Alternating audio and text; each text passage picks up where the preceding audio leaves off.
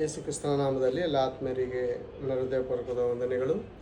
ಈ ಸಮಯ ಮಾಡಿಕೊಟ್ಟಂಥ ದೇವರಿಗೂ ಮತ್ತು KCS ಟೀಮ್ ಅಧ್ಯಕ್ಷರಾದ ಸ್ಟ್ಯಾನ್ಲಿ ಪಿಂಟೋ ಅವರಿಗೂ ಮತ್ತು ವಾಕ್ಯ ಸಂದೇಶ ಭಾಗಕ್ಕಾಗಿ ಕರೆದಂಥ ರೇಖಾ ಸಿಸ್ಟರ್ ಅವರಿಗೂ ಮತ್ತು ಕೂಡಿ ಬಂದಂಥ ಎಲ್ಲ ನನ್ನ ಪ್ರೀತಿಯ ಸಹೋದರ ಸಹೋದರಿಯರಿಗೂ ಯೇಸು ಕ್ರಿಸ್ತನ ನಾಮದಲ್ಲಿ ವಂದನೆಗಳು ಸಮರ್ಪಿಸ್ಕೊಳ್ತಾ ಇದ್ದೇನೆ. ಚಿಕ್ಕ ಪ್ರಾರ್ಥನೆ ಮಾಡಿಕೊಂಡು ನಂತರ ವಾಕ್ಯದ ಭಾಗವನ್ನು ನನ್ನ ಜೊತೆ ಸೇರಿ ಪ್ರಾರ್ಥನೆ ಮಾಡಿ. ನಮ್ಮನ್ನು ಶಾಶ್ವತ ಪ್ರೇಮದಿಂದ ಪ್ರೀತಿಸಿದ ತಂದೆಯಾದ ದೇವರೇ, ನಿಮಗೆ ಸ್ತೋತ್ರಗಳು, ಕೃತಜ್ಞತೆಗಳು ತಂದೆ. ಈ ರಾತ್ರಿಯ ವೇಳೆಯಲ್ಲಿ ಅರ್ಧ ಗಂಟೆ ಸಮಯ ತಂದೆ ನಿಮ್ಮ ಮಗನಾದ ಯೇಸು ಕ್ರಿಸ್ತನ ಮಾತುಗಳನ್ನು ತಂದೆ ಹೇಳುವುದಕ್ಕೆ ತಂದೆ ನನ್ನನ್ನು ಬಲಪಡಿಸಿ ತಂದೆ ಈ ಒಂದು ಅವಕಾಶವನ್ನು ನೀವು ಒದಗಿಸಿಕೊಟ್ಟಿದ್ದಕ್ಕಾಗಿ ಸ್ತೋತ್ರಗಳು, ಕೃತಜ್ಞತೆ. ಹೇಳುವಂಥ ಮಾತುಗಳು ಕೇವಲ ನಿಮ್ಮ ಆತ್ಮನಿಂದ ಬರಲಿ ತಂದೆ. ಹೇಳುವಂಥ ನನಗೆ ಬೇಕಾದಂಥ ಜ್ಞಾನವನ್ನು ಕೇಳುವಂತೆ ಅದನ್ನು ಗ್ರಹಿಸಿಕೊಳ್ಳುವುದಕ್ಕೆ ಬೇಕಾದಂಥ ನಿಮ್ಮ ಮಕ್ಕಳಿಗೆ ವಿವೇಕವನ್ನು ಕೊಟ್ಟು ನಮ್ಮ ಮಧ್ಯದಲ್ಲಿ ನಿಮ್ಮ ನಾಮ ಒಬ್ಬರದೇ ಮಹಿಮೆ ಪಡಿಸಿಕೊಳ್ಳಬೇಕೆಂದು ಈ ಪ್ರಾರ್ಥನೆಯನ್ನು ಪ್ರಭು ರಕ್ಷಕನಾಗಿರುವ ಕ್ರಿಸ್ತೇಸು ನಮ್ಮದಲ್ಲಿ ಪ್ರಾರ್ಥಿಸಿ ಬೇಡಿ ಹೊಂದಿರಪ್ಪ ತಂದೆ, ಆಮೇಲೆ. ಮತ್ತೊಂದು ಸಾರಿ ಎಲ್ಲ ದೇವಜನರಿಗೆ ಯೇಸು ಕ್ರಿಸ್ತ ನಾಮದಲ್ಲಿ ವಂದನೆಗಳು ಸಮರ್ಪಿಸ್ಕೊಳ್ತಾ ಇದ್ದೇನೆ. ವಾಕ್ಯವನ್ನು ಓದಿ ಅನೇಕ ಸಹಾಯ ಮಾಡಬೇಕಂತ ಕೇಳ್ಕೊಳ್ತಾ ಇದ್ದೀನಿ. ಯೋಹಾನನು ಬರೆದ ಸುವಾರ್ತೆ 19ನೇ ಅಧ್ಯಾಯ 30ನೇ ವಚನವನ್ನು ಓದಿ ಸಹಾಯ ಕಳಿಸಿ. ಯೇಸು ಆ ಹುಳಿ ರಸವನ್ನು ತಕ್ಕೊಂಡ ಮೇಲೆ ತೀರಿತು ಎಂದು ಹೇಳಿ ತಲೆಬಾಗಿಸಿ ಆತ್ಮವನ್ನು ಒಪ್ಪಿಸಿಕೊಟ್ಟನು. ಸಾಕು ಪ್ರೇರೆ, ತನ್ನ ಆತ್ಮವನ್ನು ಒಪ್ಪಿಸಿಕೊಟ್ಟು ತೀರಿತು ಅಂದನು. ಅಂದರೆ ಮುಕ್ತಾಯ. ಅಂದರೆ ಇದು ಮಾತು ಅನ್ನೋದಕ್ಕಿಂತ ಮಹಾ ರೋದನೆಯ ಸ್ವರ ಅಂತಲೇ ಹೇಳಬಹುದು. ತೀರಿತು ನಾವು ಹೇಳೋದಕ್ಕೆ 3 ಅಕ್ಷರ ತುಂಬ ಸುಲಭವಾಗಿರುತ್ತೆ. ಆದರೆ ಅದನ್ನು ಅನುಭವಿಸುತ್ತಿರುವಂಥ ಯೇಸು ಕ್ರಿಸ್ತನಿಗೆ, ಅಂದರೆ ಆತನ ಜನನ ಮರಣ ಎಂಥ ಅದ್ಭುತ ಅಂದರೆ ಭಯಂಕರ ಅದ್ಭುತ. ಅದೇ ರೀತಿ ಆತನ ಮರಣ ಆಯ್ತಲ್ಲ, ಅದು ಕೂಡ ಭಯಂಕರವಾದದ್ದು. ಎಲ್ಲವೂ ತೀರಿತು. ನಾವು ನೋಡುವಾಗ ಪ್ರೇರೆ ಹಳೆ ಒಡಂಬಡಿಕೆಯಲ್ಲಿ ಕೀರ್ತನೆಗಳು 69ನೇ ಅಧ್ಯಾಯ 8ನೇ ವಚನದಿಂದ ಓದೋಣ. 8ನೇ ವಚನದಿಂದ 69, 8ರಲ್ಲಿ ನನ್ನ ಅಣ್ಣ ತಮ್ಮಂದಿರಿಗೆ ಹೆರನಂತಿದ್ದೇನು, ಒಡ ಹುಟ್ಟಿದವರಿಗೆ ಪರಕೀಯನಂತಿದ್ದೇನೆ. ನಿನ್ನ ಆಲಯಾಭಿಮಾನವು ನನ್ನನ್ನು ಬೆಂಕಿಯಂತೆ ದಹಿಸಿದೆ. ನಿನ್ನನ್ನು ದೂಷಿಸುವವರ ದೂಷಣೆಗಳು ನನ್ನ ಮೇಲೆ ಬಂದಿವೆ. ಯೇಸು ಕ್ರಿಸ್ತನಿಗೆ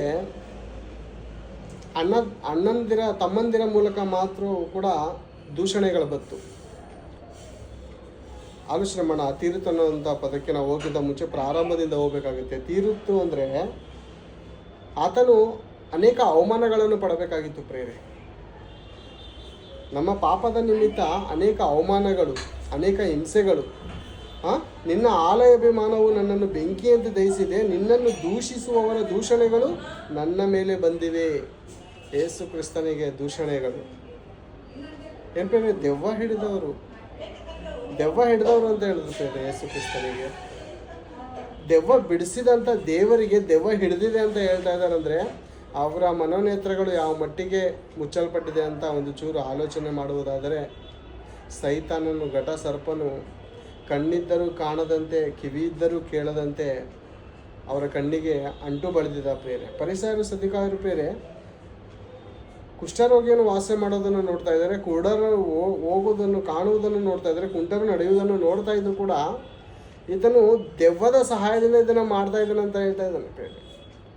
ಅದಕ್ಕೆ ಅಕ್ಕಪಕ್ಕ ಏನಂತಾರೆ ಗೊತ್ತಾ? ದೆವ್ವ ಇಂಥರ ಒಳ್ಳೆ ಕೆಲಸ ಮಾಡುತ್ತಾ? ದೆವ್ವ ಉದ್ಧಾರ ಮಾಡುತ್ತಾ ಅಥವಾ ಹಾಳು ಮಾಡುತ್ತಾ? ಉದ್ಧಾರ ಮಾಡುತ್ತೆ. ದೆವ್ವ ಯಾವತ್ತೂ ತನ್ನ ರಾಜ್ಯದಲ್ಲಿ ಭೇದ ಹುಟ್ಟುವ ಯಾವ ರಾಜ್ಯವೂ ಉಳಿಯೋದಿಲ್ಲ. ತನ್ನಲ್ಲಿ ಭೇದ ಹುಟ್ಟುವ ಯಾವ ರಾಜ್ಯವೂ ಉಳಿಯೋದಿಲ್ಲ. ಸೈತಾನನ್ನು ಒಳ್ಳೆ ಕಾರ್ಯ ಮಾಡೋದಕ್ಕೆ ಸ್ಟಾರ್ಟ್ ಮಾಡಿದ್ರೆ ಅವನು ಉಳಿಯೋದಿಲ್ಲ. ಅದೇ ರೀತಿ ರೋಮ ಬರೆದ ಪತ್ರಿಕೆ ನೋಡಿಕೋಣ. ರೋಮಾಪುರದವರಿಗೆ ಬರೆದ ಪತ್ರಿಕೆ 15ನೇ ಅಧ್ಯಾಯ 3ನೇ ವಚನದಲ್ಲಿ ಸಹ ನಾವು ಈ ಮಾತಿನ ಅರ್ಥವನ್ನು ತಿಳಿದುಕೊಳ್ಳೋಣ. 15 ರೋಮ ಬರೆದ ಪತ್ರಿಕೆ 15:3. ಕ್ರಿಸ್ತನು ಸಹ ತನ್ನ ಸುಖವನ್ನು ನೋಡಿಕೊಳ್ಳಲಿಲ್ಲ, ದೇವರೇ ನಿನ್ನನ್ನು ದೂಷಿಸಿದವರ ದೂಷಣೆಗಳು ನನ್ನ ಮೇಲೆ ಬಂದವು ಎಂಬುದಾಗಿ ಬರೆದಿರುವಂತೆ ಆತನಿಗೆ ಸಂಭವಿಸುತ್ತಲ್ಲ. ಏನ್ ಬೇರೆ? ಕ್ರಿಸ್ತನು ಸಹ ತನ್ನ ಸುಖವನ್ನು ನೋಡಿಕೊಳ್ಳಲಿಲ್ಲ. ಯೇಸು ಕ್ರಿಸ್ತನು ಸುಖ ನೋಡಿಕೊಳ್ಳಿಲ್ವಂತೆ ಪ್ರೇರೆ. ದುಃಖ, ವೇದನೆ, ಅವಮಾನ, ನಿಂದೆಗಳು,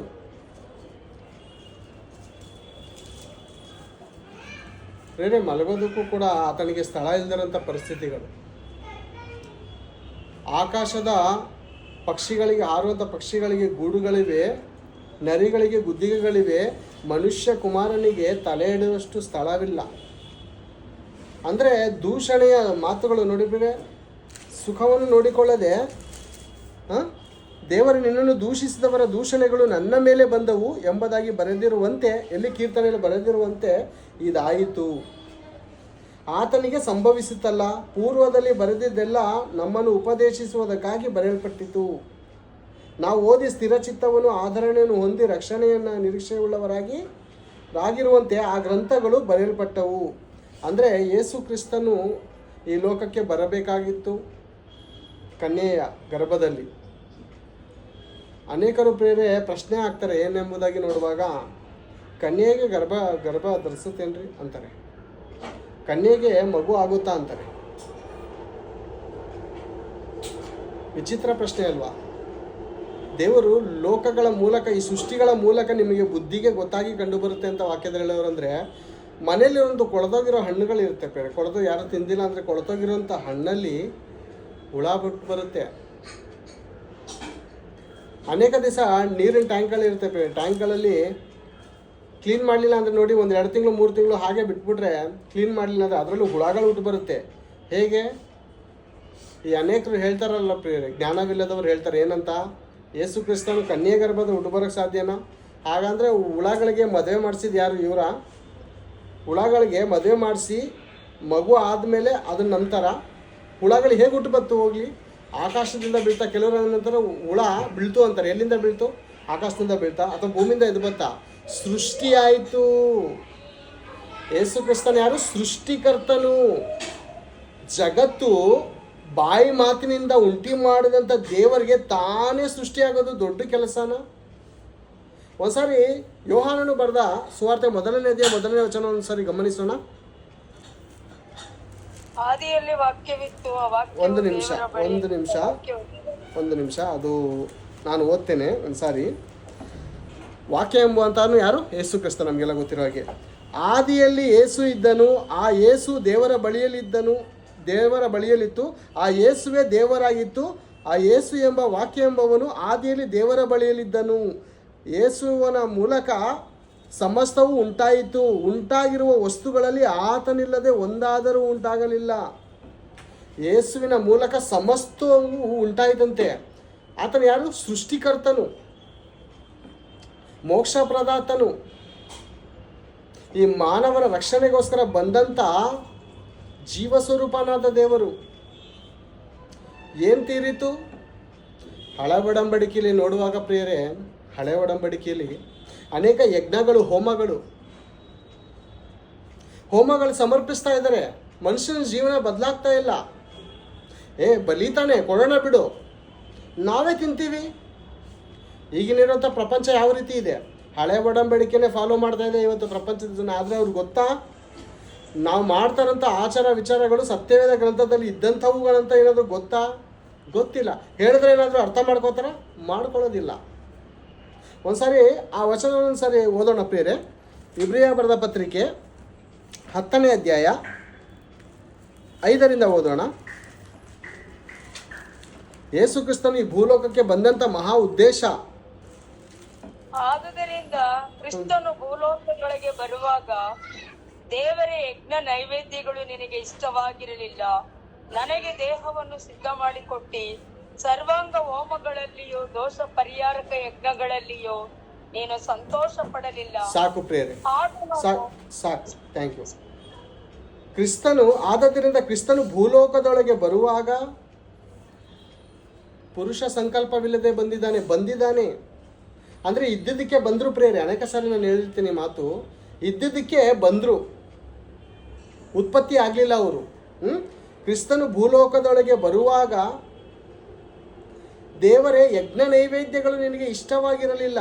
ಈ ಮಾತು ಕೀರ್ತನೆಗಳಲ್ಲಿ ದಾವಿದನು ಕೂಡ ಹೇಳ್ತಾರೆ. ದೇವರ ಸರ್ವಾಂಗ ಹೋಮಗಳಲ್ಲಿ ನೀನು ಇಷ್ಟಪಡುವಂಥ ದೇವರಲ್ಲ. ಮತ್ತು ದೇವರು ಹೇಳಿದಾರಲ್ಲ, ನನಗೆ ಸರ್ವಾಂಗ ಹೋಮಗಳನ್ನು ಸಮರ್ಪಿಸಿರಿ, ಯಜ್ಞಗಳನ್ನು ಸಮರ್ಪಿಸಿರಿ, ಊನವಾದವುಗಳನ್ನು ಸಮರ್ಪಿಸಿರಿ ಅಂತ ಹೇಳಿದಾರಲ್ಲ. ಅಂದರೆ ದೇವರ ಮನಸ್ಸು ಎಂಥದ್ದು ಗೊತ್ತಾ? ಬಲಿ ಕೇಳ್ತಾರ ಬೇರೆ. ದೇವರು ಯಾಕೋಬನಿಂದ 12 ಗೋತ್ರಗಳು ಹುಟ್ಟುತ್ತೆ, 12 ಗೋತ್ರಗಳು. ಅದರಲ್ಲಿ 10 ಇಸ್ರಾಯೇಲರು, ಇನ್ನಿಬ್ಬರು ಲೇವಿಯರಾಗಿ ದೇವರು ರೂಪಾಂತರಗೊಳಿಸ್ತಾರೆ. ಲೇವಿಯರು ಅಂದರೆ ಗುರುಗಳು, ಈಗಿನ ಕಾಲದಲ್ಲಿ ಪೂಜಾರಿಗಳಿದ್ದಾರಲ್ಲ, ಆ ರೀತಿಯಲ್ಲಿ ಇಬ್ಬರನ್ನ ತಯಾರು ಮಾಡ್ತಾರೆ ಲೇವಿಯರ್ನ. ಇವರು ಮೇಷ್ಟ್ರುಗಳಿದ್ದ ಹಾಗೆ. ಈಗೇನು ಪ್ರಪಂಚದಲ್ಲಿರುವಂಥ ಜನರಿಗೆ ಇವರು ಸ್ಟೂಡೆಂಟ್ಗಳು. ಫಸ್ಟು ದೇವರು ಇಸ್ರಾಯೇಲನ್ನ ಆದುಕೊಂಡು ಇವರಿಗೆ ಪಾಠ ಕಲಿಸ್ಬೇಕು, ಧರ್ಮಶಾಸ್ತ್ರ ಕಲಿಸ್ಬೇಕು. ನಂತರ ಈ ಪ್ರಪಂಚದಲ್ಲಿರುವಂಥ ಜನರಿಗೆಲ್ಲರಿಗೂ ರಕ್ಷಣೆ ಒದಗಿಸ್ಬೇಕು ಅಂತ ಮೊದಲನೇದಾಗಿ 12 ಜನ. ಇವತ್ತು ಅನೇಕ ಕ್ರಿಕೆಟ್ ಟೀಮಲ್ಲಾಗಿರ್ಬೋದು, ಮತ್ತೊಂಥರ 1 ಡಜನ್ ಅಂತಾರೆ ಬೇರೆ, ಡಜನ್. ಯಾವುದರಿಂದ ಕಾಪಿ ಆಗಿದೆ ಆ ಡಜನ್ನು? ಸತ್ಯವೇದ ಗ್ರಂಥದಿಂದ. ಕ್ರಿಕೆಟಲ್ಲೂ ಅಷ್ಟೇ ಡಜನ್ಗಳು ಬರುತ್ತೆ. ಎಂತೂ ಅದು ಸತ್ಯವೇದ ಗ್ರಂಥದಲ್ಲಿ ಹೇಳುವಂಥ ಮಾತು ಅನೇಕ ಕಾಪಿಗಳಾಗಿದೆ. ಪರಿಶುದ್ಧ ಅನ್ನುವಂಥ ಮಾತಿಗೆ ಅರ್ಥನೇ ಗೊತ್ತಿಲ್ಲ ಪ್ರಪಂಚದಲ್ಲಿರುವಂಥ ಜನರಿಗೆ. ಪರಿಶುದ್ಧ ಅನ್ನುವಂಥದ್ದು ಎಲ್ಲ ಕಾಪಿಗಳಾಗಿದೆ ಬೇರೆ. ಓಕೆ, ಆ ವಿಷಯ ಇನ್ನೊಂದ್ಸರಿ ಮಾತಾಡ್ಲಿಕ್ಕೋಣ. ದೇವರು 12 ಗೋತ್ರದಲ್ಲಿ 10 ಜನಾಂಗದವರು ಇಸ್ರಾಯೇಲರು.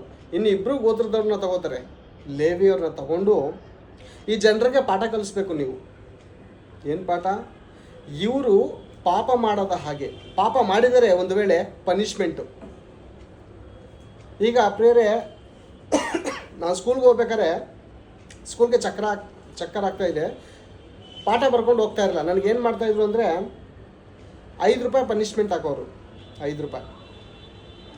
ನಾವು ಶ್ರೀಮಂತರು, ನಮ್ಮದು ಹೋಟೆಲ್ ಇತ್ತು, ಸ್ವೀಟ್ ಅಂಗಡಿಗಳಿತ್ತು. 5 ರೂಪಾಯಿ ನನ್ನ ಲೆಕ್ಕ ಇಲ್ಲ. 5 ರೂಪಾಯಿ ನನ್ನ ಲೆಕ್ಕ ಇಲ್ಲ. ಚಕ್ಕರ್ ಆಗ್ತಾಯಿದೆ, 5 ರೂಪಾಯಿ ತಗೋಗಿ ಕೊಡ್ತಾಯಿದೆ. ಟೀಚರ್ಗೆ ಏನು ಆಸೆ? 5 ರೂಪಾಯಿ ಮೇಲೆ ಆಸೆನಾ? ಮೇಸ್ಟ್ರಿಗೆ ಏನು ಆಸೆ ಪ್ರೇರೆ? 5 ರೂಪಾಯಿ ಮೇಲೆ ಆಸೆನಾ?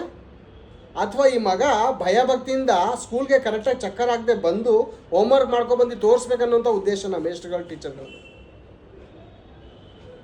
ಅರ್ಥ ಆಗುವಂಥ ರೀತಿಯಲ್ಲಿ ನಾವು ನೋಡುವಾಗ ಅವರು ನಾವು ಬುದ್ಧಿ ಕಲಿಯೋದಕ್ಕೋಸ್ಕರ ಪನಿಷ್ಮೆಂಟ್ ಕೊಡ್ತಾಯಿದ್ರು.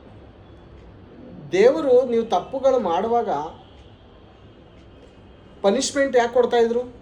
ದೇವ್ರಿಗೆ ಇಷ್ಟ ನಾವು ತಿಂತಾ ಇರೋ ದೇವರು ತಿಂತಾ ಇದ್ರ? ಬಲಿಗಳನ್ನ ತಿಂತಾ ಇದ್ರ? ಇಲ್ವಲ್ಲ ಪ್ರೇರೆ.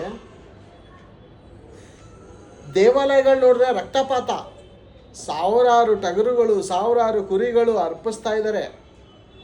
ಓ ರಕ್ತ, ದೇವಸ್ಥಾನ ಎಲ್ಲ ರಕ್ತ. ಮನುಷ್ಯನಲ್ಲಿ ಏನಾದರೂ ಪಶ್ಚಾತ್ತಾಪ ಬತ್ತಾ? ಇಸ್ರಾಯೇಲರಲ್ಲಿ ನಾನು ಮಾಡ್ತಾ ಇರೋದು ತಪ್ಪು, ಈ ವರ್ಷ ನಾನು ಬಲಿ ಅರ್ಪಿಸಿದ್ದೀನಿ ದೇವರಿಗೆ, ನೆಕ್ಸ್ಟ್ ವರ್ಷ ತಿರ್ಗಾ ಲೈನಲ್ಲಿ ಇರ್ತಾನೆ. ಯಾಕೆ? ಈ ಸಾರಿನೂ ಪಾಪ ಮಾಡ್ದ ಅಂದರೆ ಬದಲಾಗಲಿಲ್ಲ. ಪನಿಷ್ಮೆಂಟ್ ಕೊಟ್ಟರು ಬದಲಾಗಲಿಲ್ಲ. ಚೇತು ಎಂಬುವಂಥ ನಾನು 5 ರೂಪಾಯಿ ಫೈನ್ ಹಾಕಿದ್ರೆ ಫೈನ್ ಕಟ್ಬಿಟ್ಟು ತಿರ್ಗಾ ನಾನು ಚಕ್ಕರ್ ಆಗ್ತದೆ. ಯಾಕೆ? ದುಡ್ಡಿದೆ ನನ್ನ ಹತ್ರ.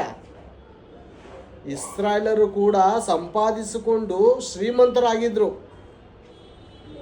ದೇವ್ರಿಗೆ ಬಲಿ ಕೊಡ್ತಾ ಇದ್ದಾರೆ, ದೇವರದೇ ಬಲಿ. ಅದಕ್ಕೆ ದೇವರು ಹೇಳ್ತಾರೆ ಏನು ಗೊತ್ತಾ? ಕಾಡಲ್ಲಿರುವಂಥ ಟಗರುಗಳು, ಸರ್ವಾಂಗ ಹೋಮಗಳು ಎಲ್ಲ ನನ್ನವೇ. ಮಗನೇ ನೀನು ಏನು ಕೊಡ್ತೀಯ ನನಗೆ? ಮಗಳೇ, ಅಮ್ಮ ನೀನು ನನಗೇನು ಕೊಡ್ತೀಯ? ನಿನ್ನಲ್ಲಿರುವುದನ್ನು ನನಗೆ ಬೇಕು. ಏನಿದೆ ನಿನ್ನ ಬಳಿಲಿ? ಪುಟ್ಟ ಹೃದಯ. ಈ ಹೃದಯ ನನಗೆ ಬೇಕಮ್ಮ. ಏನು ಕೊಡ್ತಾ ಇದೆಯಾ? ಹೂವ ನಾನು ಕೊಟ್ಟಿದ್ದು, ಕಾಯಿ ಇದು ನಾನೇ ಕೊಟ್ಟಿದ್ದಮ್ಮ, ಎಲ್ಲ ನಂದೆ. ಗಣದ ಕಡ್ಡಿ ಕೊಡ್ತೀಯ? ಆ ಮರಗಳಲ್ಲಿ ಸೃಷ್ಟಿ ಮಾಡಿದಂದು ಚೂರು ಮಾಡಿ ಗಣದ ಕಡ್ಡಿ ಮಾಡಿದರೆ ಇದೆಲ್ಲ ನಂದೆ. ಹಣ್ಣು ಕೊಡ್ತೀಯ? ನಿನಗಮ್ಮ ರೋಗ ಬಂದು ಸಾಯ್ತಾ ಇರೋದು ನೀನು.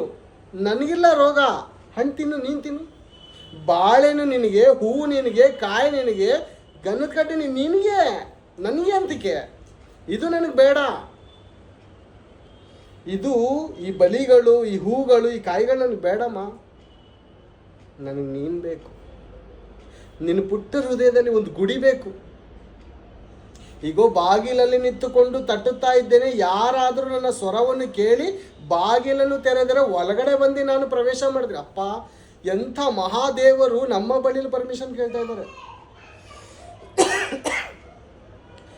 ನಾವು ಆತನಿಂದ ಸೃಷ್ಟಿಸಲ್ಪಟ್ಟಂಥ ಹುಳಗಳು. ಯಾರು ನಾವು? ಮಹಾ ಆಕಾಶದಿಂದ ದೇವ್ರು ನೋಡಲಾಗಿ ನಾವು ಯಾವ ರೀತಿ ಇದ್ದೀವಂತೆ?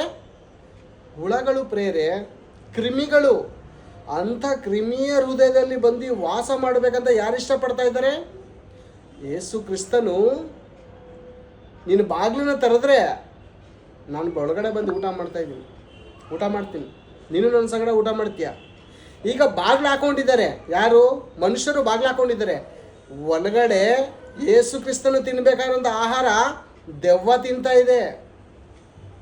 ಗೊತ್ತಾ ಈ ಮಾತು? ಈ ವಿಷಯ ಗೊತ್ತಾ ಜನರಿಗೆ? ದೆವ್ವಕ್ಕೆ ಸ್ಥಳ ಕೊಟ್ಟಿದ್ದಾರೆ. ಅದಕ್ಕೆ ಯೇಸು ಸ್ವಾಮಿ ಹೇಳುವಂಥ ಮಾತು, ಈಗ ಬಾಗಿಲಲ್ಲಿ ನಿಂತುಕೊಂಡು ತರ್ತೆ. ಬಾಗ್ಲಾಕೆ ಹಾಕೊಂಡಿದ್ಯಾ ಅಪ್ಪ? ಬಾಗ್ಲು ಯಾಕೆ ಹಾಕೊಂಡಿದ್ಯಾ? ಮಕ್ಕಳುಗಳು ಪ್ರೇರೆ ಆಲೋಚನೆ ಮಾಡಿ ನೀವು. ಮಕ್ಕಳು ತಪ್ಪು ಮಾಡ್ತಾ ಇಲ್ಲ ಅಂದರೆ ಬಾಗ್ಲು ಅವ್ರು ಹಾಕೊಳ್ಳಲ್ಲ. ಮೊಬೈಲ್ ಏನಾದರೂ ನೋಡ್ತಾ ಇದ್ರೆ, ವ್ಯರ್ಥವಾದದ್ದೇನಾದರೂ ಟಿ ವಿ ನೋಡ್ತಾ ಇದ್ರೆ, ಮನೇಲಿ ಅಪ್ಪನೋ ಅಮ್ಮನೋ ಗದರಿಸ್ತಾರಂತ ಎಲ್ಲ ಕಿಟಕಿ ಮುಚ್ಚಿ ಎಲ್ಲ ಬಾಗಿಲು ಮುಚ್ಕೊಂಡು ಸಂಧಿ ಏನು ಕಾಣಬಾರ್ದು ಕ್ಲೀನಾಗಿ ನೋಡೋದನ್ನ ನೋಡ್ತಾ ಇರ್ತಾರೆ, ಆಡೋದನ್ನ ಆಡ್ತಾ ಇರ್ತಾರೆ ಮೊಬೈಲ್. ಯಾಕೆ ಗ್ಯಾಪ್ ಹಾಕ್ಬಿಡಲ್ಲ? ನೋಡಿದ್ರೆ ಒದೆ ಬೀಳುತ್ತೆ ಅಂತ. ಈಗ ಯೇಸು ಕ್ರಿಸ್ತನು ಬಾಗಿಲು ತಟ್ತಾ ಇದ್ದಾನೆ. ಯಾಕೆ? ಒಳಗಡೆ ಅವನಿದ್ದಾನೆ. ಯಾರು? ದುಷ್ಟನು. ಪ್ರಭು ತಿನ್ನಬೇಕಾಗಿರೋಂಥ ಆಹಾರವನ್ನು ಇವನು ತಿಂತಾ ಇದ್ದಾನೆ. ಯಾರು? ದೆವ್ವ. ದೇವರಿಗೆ ಆಹಾರನ ನಾವು ದೇವರಿಗೆ ಆಹಾರನ ಒಂದು ಸಾರಿ ಯೋಹಾನನು ಬರೆದ ಸುವಾರ್ತೆ 4ನೇ ಅಧ್ಯಾಯ ತೆಗೆದು ನೋಡೋಣ. ಒಂದು ಸಾರಿ ಯೋಹಾನನು ಬರೆದ ಸುವಾರ್ತೆ 4ನೇ ಅಧ್ಯಾಯ 34ನೇ ವಚನದಿಂದ ಓದೋಣ.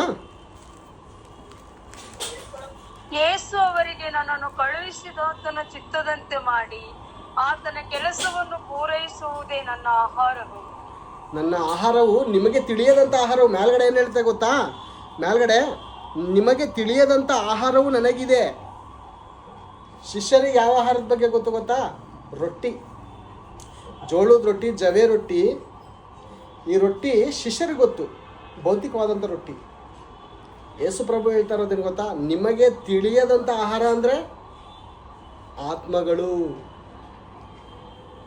ಈ ಆತ್ಮ ಎನ್ನುವಂಥ ಆಹಾರ ಸಮರ್ಯದ ಸ್ತ್ರೀ ರೆಡಿ ಮಾಡ್ಕೊಬರೋಕ್ಕೆ ಊರೊಳಗೆ ಹೋಗ್ತಾ ಇದೆ. ತನ್ನ ಭವಿಷ್ಯ ಹೇಳಿದ ತಕ್ಷಣ ಯಾರು? ಸಮರ್ಯದ ಸ್ತ್ರೀಗೆ, ನಿನಗೆ 5 ಗಂಡಂದರಿದ್ದಾರೆ, ಇರೋನು ಕೂಡ ನಿನ್ನವನಲ್ಲ, 6 ಗಂಡಂದಿರು ಅಂತ ಹೇಳಿದ ತಕ್ಷಣ ದುಃಖಪಟ್ಲ. ನಾನು ಎಂಥವಳು ಗೊತ್ತಾ? ನನ್ನ ಬಗ್ಗೆ ನೀನು ಮಾತಾಡ್ತೀಯಾ? ಯಾರು ನೀನು ನನ್ನ ಬಗ್ಗೆ ಮಾತಾಡೋದಕ್ಕೆ? ನೋಡಿ ಪ್ರಿಯರೇ, ತಪ್ಪು ಮಾಡ್ತಾ ಇರೋರಿಗೆ ಏನಾದರೂ ನೀನು ತಪ್ಪು ಅಂತ ಅಂದರೆ ಅವ್ರು ಜಾಸ್ತಿ ಕೋಪ ಮಾಡ್ಕೋತಾರೆ. ಯಥಾರ್ಥವಂತರಿಗೆ ತಪ್ಪು ಹೇಳಿದ್ರೆ ಅವ್ರು ಬೇಜಾರು ಮಾಡ್ಕೊಂಡು ಆಮೇಲೆ ಸಮಾಧಾನ ಆಗ್ತಾರೆ.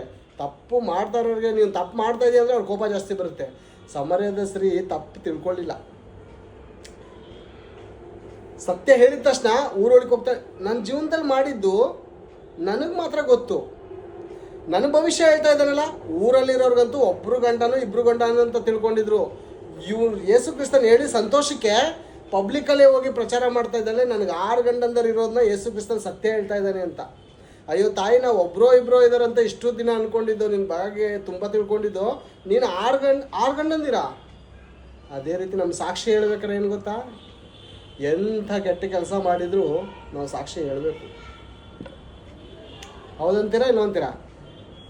ಉದಾಹರಣೆ ಯಾರು? ಸಮರ್ಯದ ಸ್ತ್ರೀ. ನಾವು ಬಹಳ ಸಾಕ್ಷಿಗಳನ್ನ ಮುಚ್ಚಿಡ್ತೀವಿ. ಅಯ್ಯೋ ಯಾರೇನು ಅನ್ಕೋತಾರೋ, ನಮ್ಮ ಸಾಕ್ಷಿ ಹೇಳುವಾಗ ಯಾರೇನು ನಮ್ಮ ಬಗ್ಗೆ ಕೆಟ್ಟದಾಗ ಆಲೋಚನೆ ಮಾಡ್ತಾರೋ ಅಂತ ಮುಚ್ಚಿಟ್ಟು ಒಳ್ಳೇದ ಮಾತ್ರ ಹೇಳ್ತೀವಿ, ಕೆಟ್ಟ ಕೆಲಸ ಮಾಡೋದು ಮಾತ್ರ ಬಿಟ್ಬಿಡ್ತೀವಿ. ನಾವೆಂಥ ಹೊಲಸಿನಲ್ಲಿದ್ದು ಅಂತ ಹೇಳಬೇಕು.